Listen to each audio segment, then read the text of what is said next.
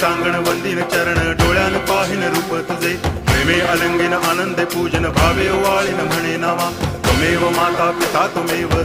बंधुश्च सखा त्वमेव विद्या करुणं त्वमेव सर्वं मम देव कायेन वाचा मनसेन्द्रियैर्वा बुद्ध्यात्मना वा प्रकृति स्वभावात् करोमि यद्यत् सकलं परस्मै नारायणायति समर्पयामि अच्युतं केशवं रामनारायणं कृष्णदामोदरं वासुदेवं हरि गिरिधरं माधवं गोपिकावल्लभं जानकीनायकं रामचन्द्रं भजे हरे राम राम